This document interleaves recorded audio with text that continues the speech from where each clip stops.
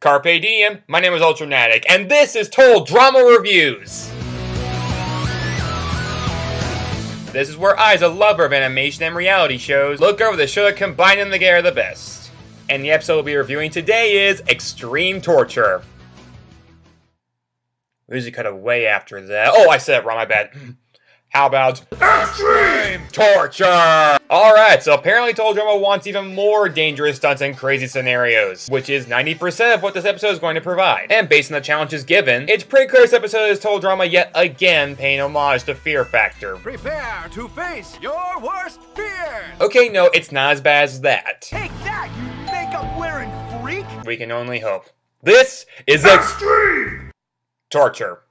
So the actual episode starts out with Chris dive bombing into the camp with a plane he can't fly. I can't wait to get my pilot's license! Are you sure you can fly this? Yeah, I think so, yeah. Just flexing your muscles for today's Extreme Sport Challenge! He wakes him up with a megaphone and a nearly crashing plane. It must be Monday. It's too early for this. So he announces 3 challenges, and for once they actually get the number right, all with an extreme theme to them. First up, Extreme Sofa Bed Skydiving! Contestants will plummet to a waiting sofa bed target below.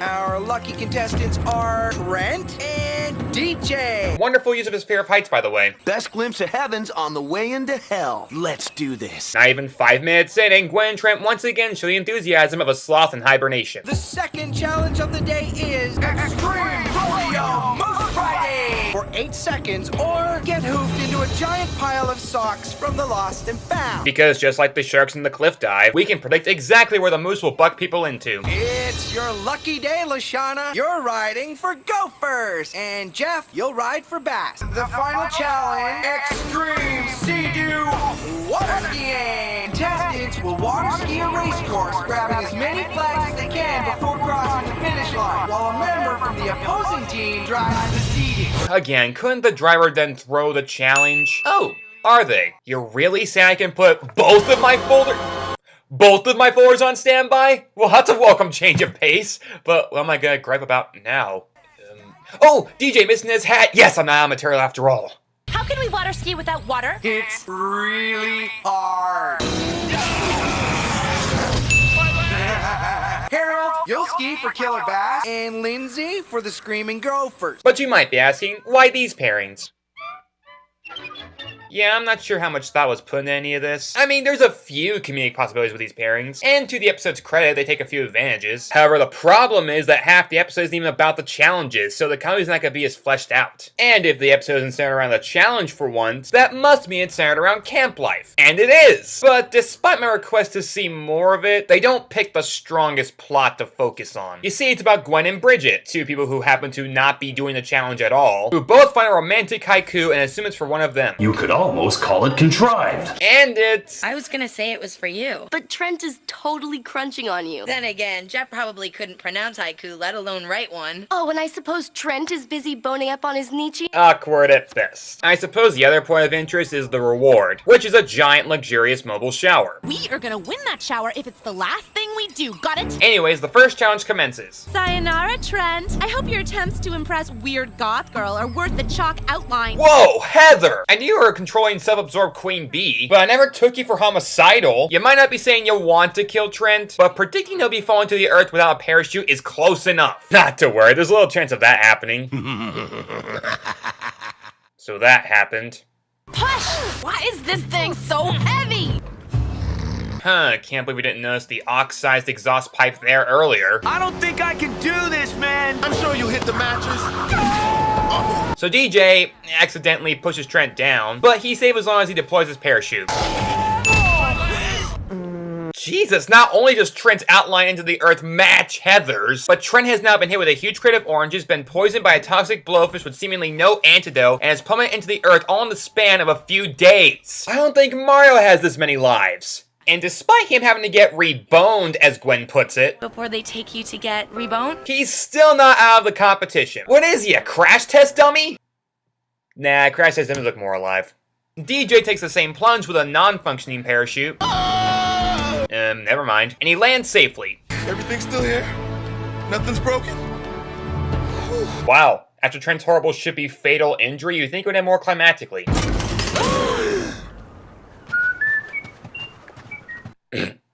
Never mind, that was funny. Also, to add to Gwen's affection for Trent... Is there anything you want to ask me before they take you to get reboned? Okay, Gwen, that's the guy you've been infatuated with, potentially losing the ability to walk, and you're more concerned with a freaking love poem? There's no way this is true love. Bridget strikes out too when Jeff shows her a tattoo on his butt. Definitely not haiku-y. Ooh, that stinks big time for Bass. Wait a minute. Let's just rewind that shot and run it in super slow-mo. This is so degrading. I mean, just look at me. I guess Christian Potenza and David Spade were both in contention for this role. So LaShawn is now up to take on the Moose. Where'd they get this moose from, Ghost Rider? If so, that'd be freaking awesome. So it wasn't Trent or Jeff? Well, whoever it is, we're gonna find out. Haha, it's almost like nothing of importance has been accomplished at all. We have time. I'm ready! We're so dead. You're going to be in a muddy area wearing that. We're so dead. Unless I get to drive the wave jumper! Bad to the bone Duncan is driving Lindsay. Goodbye, wedgies, wet willies, and toilet face plunges. Harold, you're awesome. And crooked. But if you've been a savior for your team 2, potentially 3 times, and still have the reputation of a politician's bootlicker, then I doubt anything is going to change that. Here's the road rules. Oh wait, there are no rules. Thank you! Which means this is gonna be awesome. Meanwhile, since Gwen and Bridget have deduced that neither of their SOs wrote the haiku, they fish for clues from the other guy campers. So, read any good poems lately? So, asked any arbitrary way out of left field questions lately? I promised myself I'd never do this, but... replay that. So, asked any arbitrary way out of left field questions lately? That's what you get for obeying him crushing a sofa bed. This show makes weird sentences come out of my mouth. Harold initially slips, but manages to grab the flags anyways, so how does Heather prevent him from winning? I decided to cut him loose. Game over, Guppy! Oh my god, she's willing to injure him to make sure her team wins? I mean, are you kidding me? That bitch is crazy. However, I guess Karma decided for something totally different.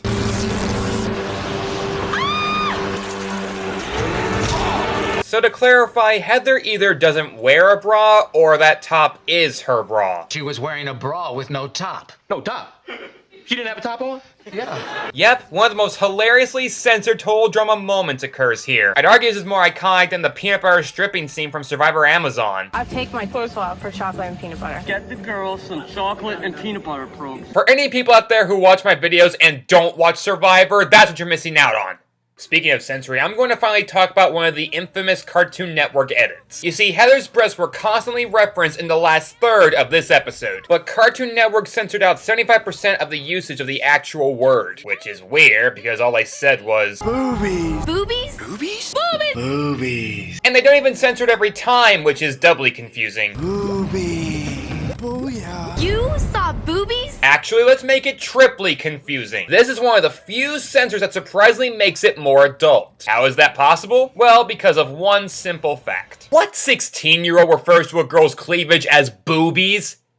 Aside from myself at that age. Honey got some boobies like wow, oh wow. Ouch, not even Usher can make this classy. But seriously, that word is so juvenile that literally any other word would be more adult. What did they switch it with? Harold saw your boobies? Harold saw your chest? Whose boobies did you see? Whose chest did you see? Yeah, already more suitable for a PG-13 demographic. Well anyways, Duncan now drives Lindsay, who also proves to be surprisingly formidable in the challenge. So when Duncan comes across the same dilemma as Heather, what does he do? He has to cross. Just you.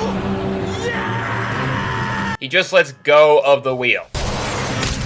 I don't want another Paul Walker to happen, so Duncan, for your own safety, don't join a Fast and Furious movie. I do love the look that Chris gives when Lindsay wins the challenge, though. She won. Gophers win! You know, this might be a good time to talk about Lindsay as a character because she might be my favorite. I mean, here's a girl voiced by the same actress who voiced Katie. Oh, I can't believe you're bringing that up. Except gets screen time in nearly every episode. And she still proves to be a likable, quotable, funny, and even inspiring character. In the same way as Elle Woods from Legally Blonde. She might give the appearance of passive, dim-witted blonde qualities, and she's definitely had her share of screw-ups for the sake of comedy, but she's actually very determined, very sweet, very loyal, and even a little rebellious. This is gonna sound obvious, but I see similarities between her and Lenny Loud. Not just because they encompass similar stereotypes, but because the smiles they bring to their audience both shine through from their personalities alone. Seriously, get these two together for coffee. I'm sure there's a fanfiction being written about them somewhere. Anyway, is that love haiku subplot gonna get a resolution? Another note from your secret admirer, Lashana? Lashana's the crush girl? You two know someone else here with a booty as luscious as an apple? Look at that ass. So hold on, apparently all the guys have been ruled out as benefactors. Does that mean Lashana has given someone a girl crush? That would be amazing! My money's on Heather. Oh, come on, think about it. The childish hate relationship between the two, and yet Heather not being mad at Lashana for throwing off a cliff, plus the not-so-lesbian hints I'm getting from Heather. I ironically ship these two. Can a desperate fanboy with no love in his life have any fun? Actually, no. After the predictable elimination of Harold... Well, it's been fun, guys. It's revealed that he, the guy that no one thought could be in love with a girl, was a secret admirer, which completely enamors Lashana. Some kind of freaky. Give Daddy some sugar. Sure, I'll believe it.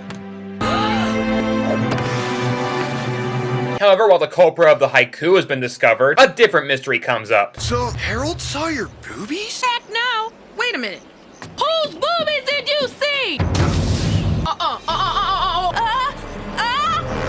Get back here! That's a hilarious way to end the episode off. Get back here! Well, that's settled. Night. Night. Okay, so that randomly got caught in. This episode was... interesting. Definitely a better version of Phobia Factor, and like most good episodes, it's got some good laughs and fantastic character moments. The stunts are solid, the development's strong. Safe to say I have a soft spot for this episode. The only weak point is that the subplots don't work great. I mean, when I hoped for more camp life, this isn't really what I had in mind. But maybe it'll appear more in the next episode. Wow, that's fantastic! Will it be any good? Well, that's a bad sign. We're talking Phobia Factor bad? Impossible! Oh dear. I'm gonna announce another break for 2 weeks this time. I gotta build up my gag reflex. I went skydiving,